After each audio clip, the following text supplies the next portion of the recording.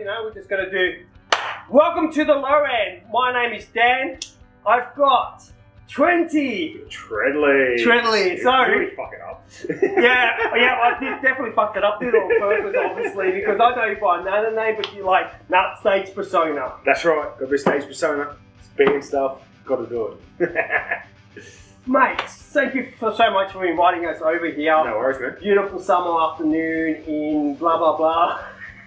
Was it Minnow? Minnow!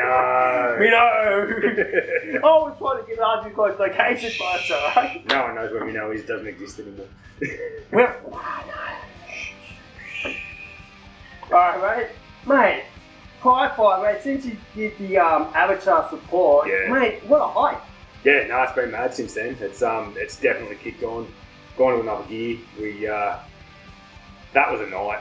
That was a really big night. It was excellent, and yeah, ever since then we've gone from kind of once a month playing to 3 times a month, and don't seem to be slowing down at the moment. So we're just trying to ride that wave up, and yeah, it'll be mad. Yeah, because like ever since that happened, because that didn't actually. That came in the last minute, that Avatar slot, because you know, the band that was before had to pull out, and then social media went into a frenzy with you and the other band as well. Like, yeah, that's right. That's right. Oh, the other band, yeah. Praxis was nice to say. No, I love Praxis, mate. Go on. Especially that freaking guitarist they got. What's her name again? Oh, we don't talk about guitars. This is all about bass. Mad bassist in that band though. Pretty sick. Dan the man, too. yeah. Pretty sick drummer too. Got to give them props. Yeah. Anyway, yeah, no, we're playing. All jokes aside, we love those boys. Yeah, it was just one of those things. Yeah, the band had to pull out. Broken arm of all things, freaking helping move house like freaking crazy. And yeah, jumped on social media. People were nominating us left, right, and centre, and we went, yeah, we're in for that. Yeah. Kyle. Or KJ throws off the nice little avatar tat that he's got on the chest, and maybe that sealed the deal. Maybe it didn't. Who cares? Yeah. But we got in there, and yeah, that was magic. Playing the Metro, like not ready for it. 2 days beforehand. Lucky we practice as much as we do, and we were ready. Ish. But yeah, that was mad. Yeah, we're just trying to do more of that stuff, and just keep pushing ourselves. Now that we've experienced that, we want to get back in there. Yeah, because I supported the band since early stage, being a local in the area. Yeah, man. You know, like supported even before you joined the band. You know, like local beer, as well. This from what the beer shared. Yeah, you got your coaster there. That was always going to happen. This is the Treadlink. Beautiful. Oh, who are we? Look, face is already stuffed up already. Fuck it. Alright, we need to have fun. This is what this show's all about. We scuff up. It was an awkward silence while we both drank beer. It's all about fun. Yeah, man. That's all I'm saying. Like, just basically, since you've just done all that show, you guys just been in a hype, you know, and this seems to be getting all these shows, as you said, and that's pretty cool. Yeah. Like, you're going to go down to Melbourne after the interview the next couple of days as well, yeah. Yeah, played a whole heap of new venues that we haven't played before, and we're heading down on the weekends. So Wednesday now, we're going, half the band's going tomorrow, but, you know, I have to work. So I'm going down Friday morning, we're playing Friday night. Again, the Sydney Invasion, the Sydney Invasion of Metal Domination. I almost really fucked that up too.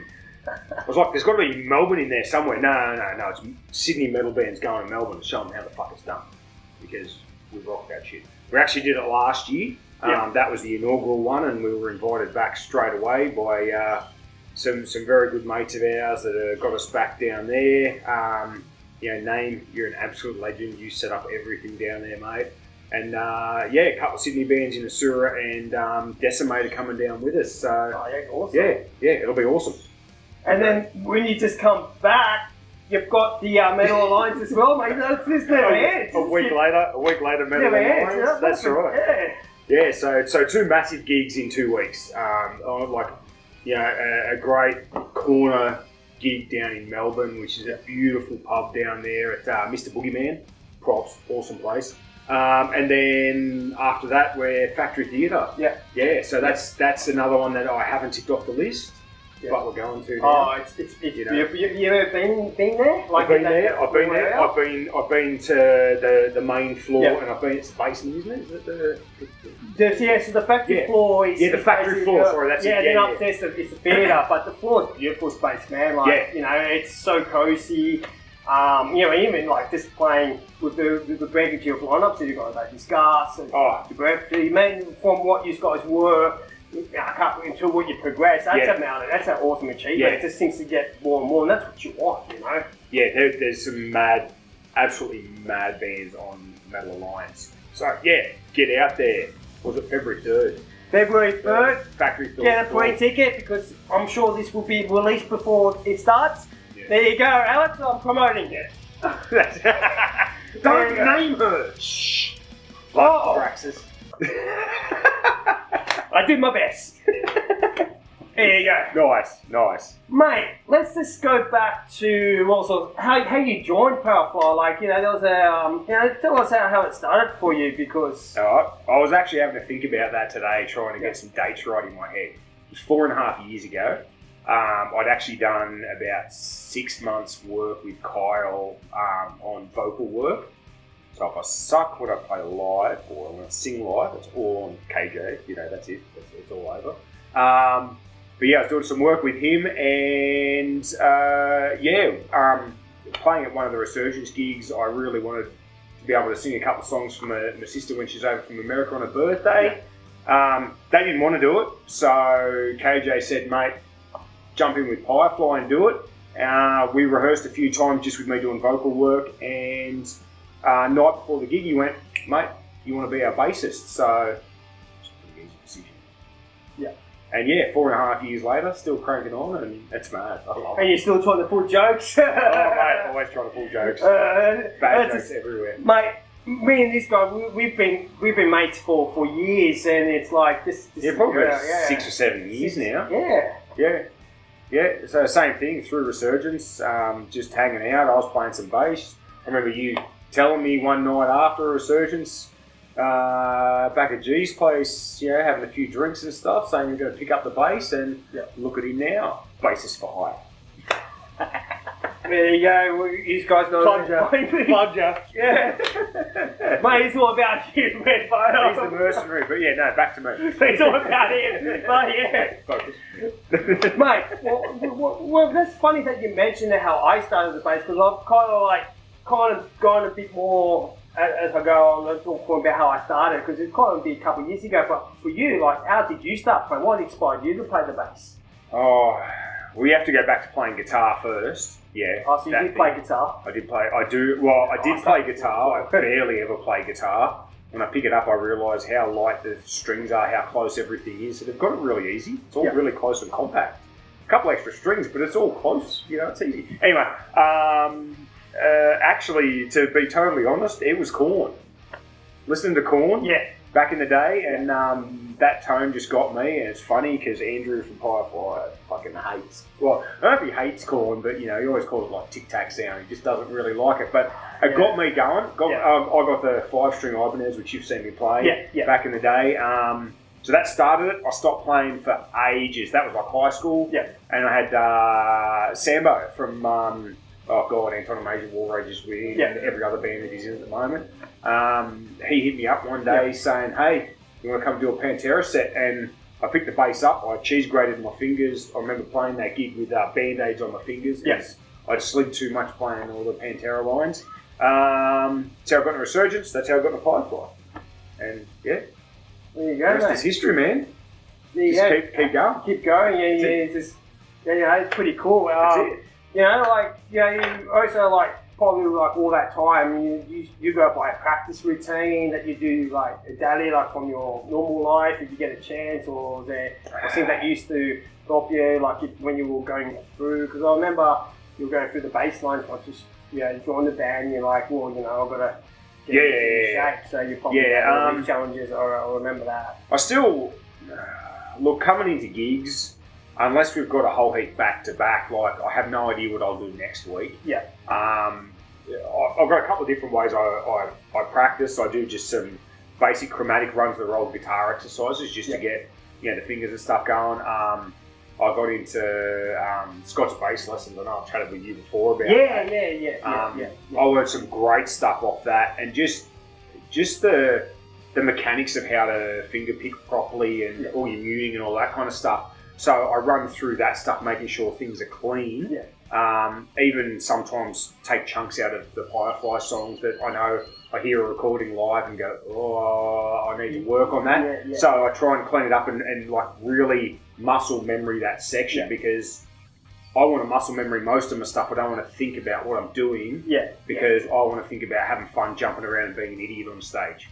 That's the thing. It's funny that you say that because I'm pretty much the same. Like, you know, when I was playing Ravage of Madness, like everything was on Guitar Pro, and I wasn't able to record. It was recorded before I joined the band. Yeah, like all the Firefly stuff was. You know, so when you're playing these bass lines, when you at the end of the day, you just don't want. You want to go in and have fun and just loosen up. Sometimes you just got to go on the roll, and it works. You know, like that's right. You know, like pretty much.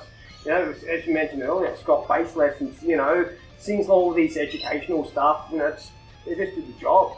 Yeah. And, in all honesty, that was really good. That was something I did after I joined Firefly. I had never really had bass lessons. I had guitar lessons and stuff. I had some input from people that I played with and stuff like that, trying to get stuff down. But yeah, generally for practice routines, it's just some warm-up stuff. I'll play Firefly stuff. I've actually got to reset one of my basses here because everything's tuned to D or drop C. Yeah. So when I hear a song, unless it's in those tunings, so most of the stuff that I'd hear like on the radio or whatever, easy stuff to just play along to, normally up in E. So I've got to retune. But I like doing a little bit of that, but that's definitely something I have to do more of. And actually we're playing around with a new something, and so I've been sitting and trying to learn that by ear. So to really ingrain it in the brain, I think that's a really good thing to try and learn stuff by ear. But you gotta take time to sit, go back and forward. It's a real process, you know. And also, like sometimes naturally, you might just end up coming with your own riff, and you go, you know what, I might be able to throw it in there. Like sometimes that's how, you know. When I'll come over with, and it's like, you know, it's just a bit of a... Most definitely. Like, I've got look, as it comes to writing, I don't know if we're supposed to talk about this later, but as I got with writing with Firefly, I got KJ and Andrew, and they're brilliant. You guys are legends. Their music knowledge, both music teachers. KJ's still a music teacher now. You know, Andrew's bloody working for Fender. So these boys have great musical knowledge. So I learned the stuff and then try to add a little bit of my own flavour to it, and that's the whole thing. Just bring your own personality into your playing. Even if you're covering something like, you know, I've had, oh no, we've got to play it exactly the same way. I was like, do we really? You know, like it's us playing that. It's not them playing that. So let's just bring a little bit of us to it. As you know, in the one Firefly cover that we religiously do. Well, you have to go to a Firefly show to hear that. That's song, right. you know? That's right. Those that are missing out, like it's a great experience. Like those who are not aware, you guys just got to make it a theatre. Yeah. You know, with your performance, it's like, you know, tell us a bit more about your character with your makeup. Oh, it's just something that you're just like, oh, you know, I'm going to be an idiot. This thing. You know, actually, more to it. Well, I don't know how much there was to it. Actually, there was rocked up at a gig, and KJ had put a little bit of makeup on the face. Yeah. And I looked at it, and the next gig I'm like, "Oi, where's mine?" You know, like you're not doing it yourself. Like, like I got photos. I could show you photos of me looking like a tomato from back when I was like 15. There's photos of me with my guitar with black nail polishing. Like, it was Red's corpse paint. If you just swap the white for red, because I was like, oh, everyone does white, that shit. I put red on and went, oh, that's shit. But there's still photos of it. That was the old, remember the old peel-off paint? Yeah. Oh, it was so bad. But yeah, that was kind of where it came from. We got Janine Cole's missus, very, very soon-to-be future wife. She got in and started doing some work on me, and I mentioned some stuff and built it from there. Really built something that I like, and I like the fact that we're all a bit different. But it comes back to something like I watched Kiss videos with Sambo back when I was a kid. I remember Gene Simmons talking about, you know, guys getting up on stage like they just walked off the street you know, and playing their instruments. And I'm not giving shit to anyone that does that. So many bands do it, and they're still entertaining. But what I got out of it was like the theatrics of Kiss, of trying to put something on, and I'm with a bunch of guys that has that same feeling that they want to put a show on, and we've tried to make something that matches each person. So I like to get low. I've always low end. It's a weird thing. It makes me want to get down. I get into lunges. I squat down. I kneel on the stage. I sit on the edge of the stage. So my little persona in my own head is the Wraith. Yeah. You know, I want to get like that's where with the hood. You know, even with the new clog that I just got made up. It's only 1 gig old. It's actually had to get kind of redone after the first gig, so I'm hoping this weekend it looks mad. Yeah. So the first real unveil of that, with hopefully someone can wear it properly, will be Battle Alliance, Feb 3rd. But, You didn't ask me to do that either, eh? right, we're just rolling in. We're just having fun. Like last week, we were out, me and him, we were out gigging. You probably saw the, and we were just going and just being trouble, you know, we're just having fun, being mischief, and then he put stuff on social media, and then I'm like going, oh, KJ's like looking, and I'm like, yes, what happens when you leave two bases unsupervised? You know, we've got to be supervised. Of course, we're not supervised. I know. I wear Thraxis on my You know, fix that. He's still going on about it. He loves that band so much. I know. Yeah, you know, like, mate, if they have a beer, I'm like, oh, we're going to keep rolling. I'm probably out of frame right now, but fuck it. You are if you're leaning over there. I'm not leaning back too far. I think you're out of there. Oh, wait, I guess people are going to go, what the fuck's this? Oh, it's Dark Glass. There we go. This is your toys. Oh, okay. Let's segue into the toys. Hang on, I need to move my leg. Hang on. Move the chair. That's how we get it, Cameron. This is rush. This is me being apparently a cookie cutter to everyone online that keeps saying, if you've got Dark Glass and a Dingwall, you're like everybody else. Well, you, because I like the sound. Really simple. Yeah. This fella was the first piece. I had some crap gear, some absolute crap gear. Yeah. Really didn't have a bass amp because I was just using whatever was available at the time.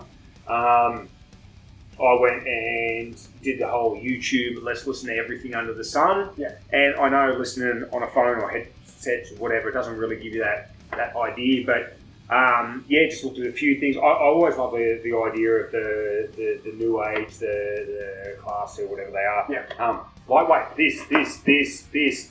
Yeah. I like valves that'll break my back. That's cool. Yeah. You can have valves and break your back. I like lightweight. I like tone. This weighs less than your head does, so mad. And no problems with anyone that likes whatever they like. You know, it's fine. Everyone likes their tone. Yeah. But I heard this, it resonated with me. Yeah. I know you get that kind of nolly periphery thing coming out of your Dark Glass stuff, but you can dial in so much stuff with them, and you don't have to sound like everyone else. Yeah. I got this. I got shit cabs in the garage. They just don't sound good, even with something like this driving them. I listened to other stuff driving them, and I just thought, you know what? I'm a goose. I'll spend $2,000 on a cab, which I know pissed you off. Like, what'd you get the cab for? Yeah, because it's still good. So I got these two new. Yeah. And that was the end of me paying full price for anything. The thing is, I've actually got the Alpha Omega. Like, I have got the Web limited edition. Yeah. I don't know if you saw that. Like this one. This one's a limited edition one off. This is the microchip model. Yeah. One of 999. Yeah. You see on the bottom. Look. Oh, 93 of 999. Nice.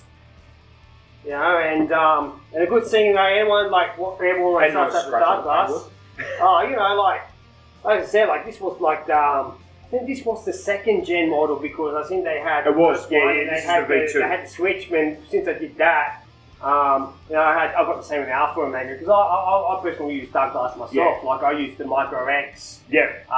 For because when you do the cheating, your palm muting, it's a chuck, man. Yeah. Mate, it works with the guitars if you want to play along the guitars with those Dark Glass tones. Mate, if they hadn't gone to the EQ on this, like they had with the 6-band EQ, I probably wouldn't have ever gone with it.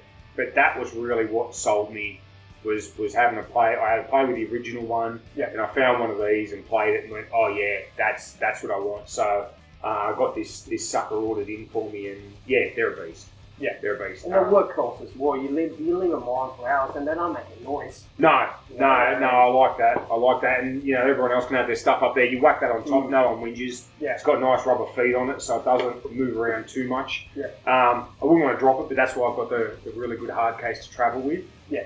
Yeah. Last piece of kit for the modern stuff, the new stuff, is the Atom. This is, oh God, still weeks old. Only just got this. Because I've now become a tight ass, I got a nice second-hand one. It had the worst settings in it.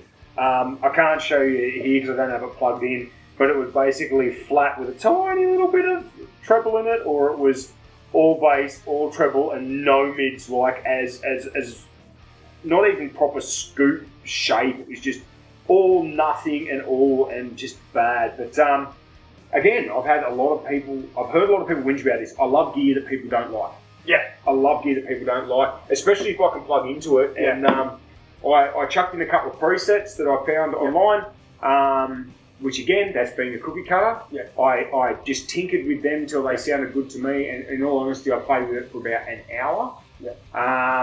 And since we're getting into a bit of new stuff and we had gigs coming up, I've just sat with that, played 2 gigs with it. Yeah, I heard you tone. And yeah, you heard the first night. Yeah. Second night with it. Both from one that was at.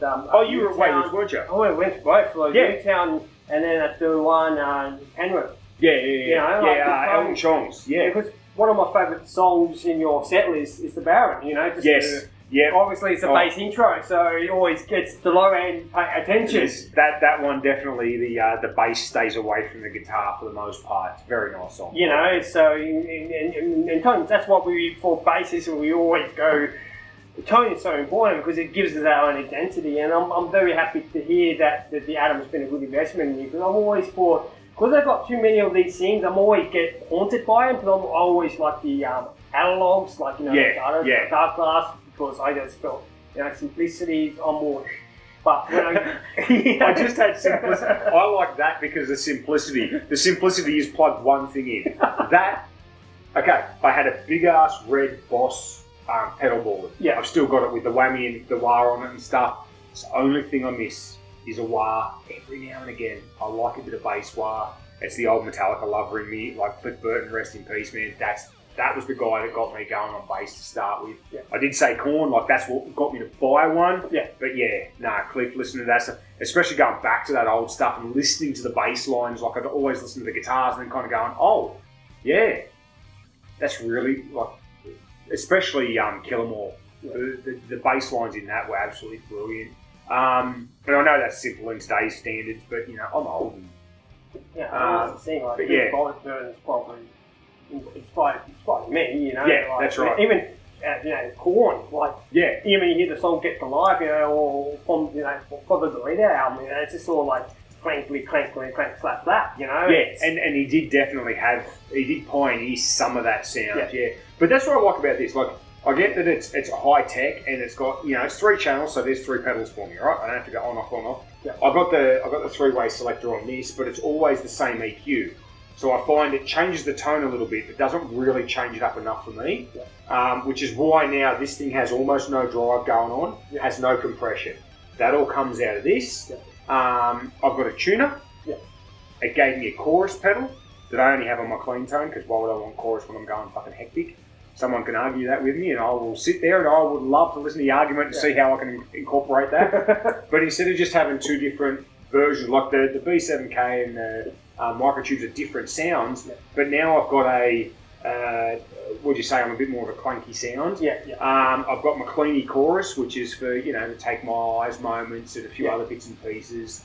And then I just got a heavy fuzz, mate. I downloaded this tone, I listened to it, I played 1 note, and then I just went, ooh, boo-doo-doo, boo-doo-doo, boo-doo-doo, boo-doo-doo, and I'm like, oh shit, it just, straight away I just went straight to pulling teeth. Like, mad, alright, that's safe. Modified slightly, but still very much down that tone. So got that real fuzz out, and I've never used a fuzz before. Oh, but okay. I'd never really liked them. I'd always liked the distortion, but I think that was more as a guitarist that the fuzz didn't fit playing fast metal stuff. Yeah. You know, there's a few spots that I've been finding, like when we really drop everything down and slow down a little bit, I hit that fuzz and it really just carries through, it just thickens up that bottom end, even through a couple of the solos that we play. So I'm playing, it'll change. I might add something else to it, but I just like having one box to put down. Now, the tuner's turned into an Atom. Big pedal. Which had my compression and all that turned into this because I had compression and everything else I felt like I wanted. And a tuner on the ground. Now that's got the tuner, little finicky, but I find I can work it pretty easy. And then everything else I want. So that's my gear, and I play it all through. Wait a second. I was going to say, everyone wants to know where's the bass. It's a Dingwell. Oh, that was the same. I didn't see the Dingwell when I filmed an interview a couple months ago with the Steel Assassins. It was the case. Mate, here he is. He's a This Dingwell. is it, the Dingwell. Put it a bit up, man. Put it a bit up so they can see it, because it's going to be out of frame. We did work that out, didn't we? You might not see the head, but whatever. My bass has a head. If you don't have a head on your bass, you don't have a head on your bass. But I do. We're old school. We liked our heads on the bass. Yeah, they look like they're too light to me, but you know. No, my mate had a headless bass, and he got distracted while we were doing band rehearsal, turned around to a 3-year-old that had run into the room. The non-strap locked strap came off, it hit the deck, the neck snapped off. So I think I've just got PTSD. But the Ibanez ones with the cutout bottom and stuff, did they do little guys? I don't know what model they have. I've seen a few of them, they're sexy. Yeah. I may end up with one of them one day. Shh, don't tell my wife inside. Oh, she's not looking at me out the window. But yeah, 5-string because we play some low stuff, and I bought a 4-string, the Schecter. It never really hit the spot for me. And then I started playing some stuff. I joined Firefly. They tuned down. Could never get the tuning to hold. So that's why I went with the multi-scale. That was the biggest thing, and I had a mate with a yellow swirl one. If you look back at the Steel Assassins one we did a couple of years ago, you'll see me playing that bass. I borrowed it for the night, and that was enough for me. So I bought this off. So that was off Reverb. From Japan with some really weird settings in it. I got this when I was over in America because I was trying to find a brand new one that was good value for money. Turns out same price as over here when you convert it. Same price. Oh, seriously? Yep, spun me out. Because these things, they're not cheap. No, but when I did the conversion, So then I was in America and I thought, look, I'm not going to find many for sale over here. I spruced through heaps of them for sale second-hand over there. And again, I can show you a photo if you want to ding the photo up. We'll just black the guy's face out. But I bought this no shit off the back of a pickup truck at a servo in Jacksonville. What? No, sorry, no, I was just near, I was in Florida, but I was near Disneyland. Orlando. I was in Orlando. Because I went up there to buy one from the shop, and he wouldn't have a bar of any kind of discount. So, ended up with this, man, and they definitely have the clank, they have their sound. But you can do a lot with them. Yeah, go for it. You'll notice the pickup's got a fair bit of ding in it. Look at the top from the B string. Yeah, a lot of battle scar there for me smashing it, but I don't care. That's me. I should probably drop it down so I don't hit it so much, but you know. Even the actions there. So, this is the first time I ever played because I never used some multi. Is that called the multi-scale? Yeah, multi-scale. Yeah, all fan fret. Yeah. So what's it? Is it just for scales or is it just to? Okay. Because I'm basically just a straight kind of guy. Yep. So if you actually look at a bass versus a guitar, this one's straight on the 8th fret. So that's straight up and down. Whereas a guitar will be like the 12th fret.